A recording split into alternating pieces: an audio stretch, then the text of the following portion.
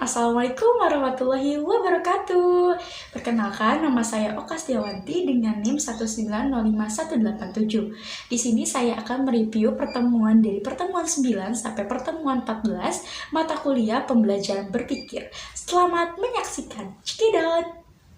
Dr. Joseph Murphy 1997 menjelaskan adanya dua tingkatan pada pikiran kita, yaitu tingkat alam sadar atau irasional. Kita berpikir akan masuk ke dalam pikiran bawah sadar kita yang kemudian berkreasi sesuai dengan sifat dasar dari semua gagasan kita. Jika kita berpikir baik, maka kebaikan akan mengikuti. Tapi jika kita berpikir jahat, maka kejahatan yang akan mengikuti kita. Begitulah cara pikiran kita bekerja.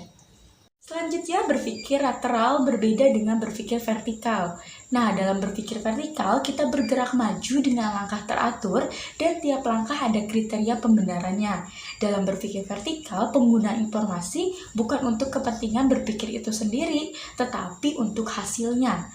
Dalam berpikir lateral, kita mungkin saja harus melakukan kesalahan pada beberapa tahapan untuk dapat memperoleh pemecahan masalah yang tepat.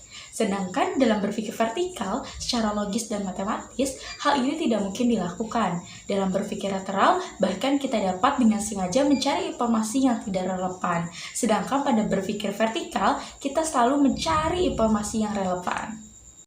Selanjutnya ada brainstorming dan analogi. Brainstorming adalah cara atau teknik mengumpulkan gagasan atau ide untuk mencari solusi dari masalah tertentu. Brainstorming, metode yang digunakan oleh tim dalam memecahkan sebuah masalah dengan mengajak anggota kelompok menemukan ide atau penilaian dari permasalahan secara kreatif dan cepat.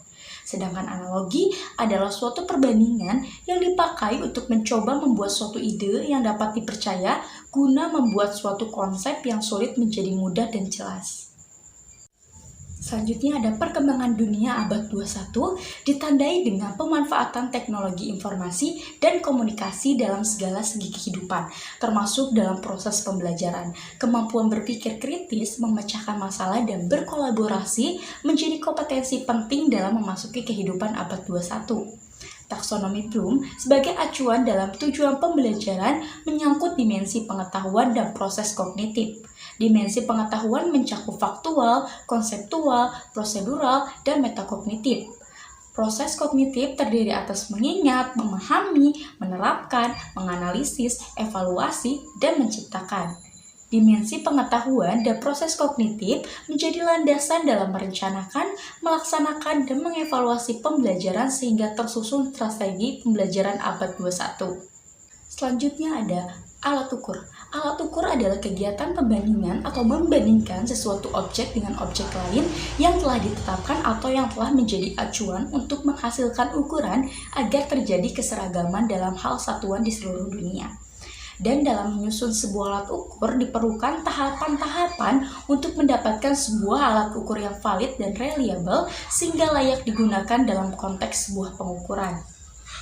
Menurut Gronlund tahun 2009 menyatakan bahwa karakteristik utama yang harus dimiliki oleh sebuah alat ukur dapat diklasifikasikan menjadi karakter validitas, reliabilitas, dan tingkat kegunaannya. Pertama, validitas. Menurut Gronlund menyebutkan bahwa validitas adalah ketepatan interpretasi yang diperoleh dari hasil penilaian. Menurut Ajuar menyebutkan bahwa validitas berasal dari kata validity yang memiliki arti sejauh mana ketepatan dan kecermatan suatu alat ukur dalam melakukan fungsi ukurnya. Namun secara khusus, Allen dan Yen menyatakan bahwa validitas dari suatu perangkat tes dapat diartikan merupakan kemampuan suatu tes untuk mengukur apa yang seharusnya diukur. Yang kedua, reliabilitas. Allen dan Yen menyatakan bahwa tes dikatakan reliable jika skor amatan mempunyai korelasi yang tinggi dengan skor yang sebenarnya. Reliable juga, suatu tes itu reliable jika hasil pengukuran mendekati keadaan peserta tes yang sebenarnya.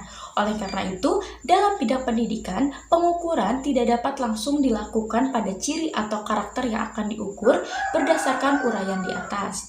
Maka, dalam pembuatan alat ukur dalam dunia pendidikan harus dilakukan secermat mungkin dan disesuaikan dengan kaidah-kaidah yang telah ditentukan oleh ahli-ahli pengukuran di bidang pendidikan.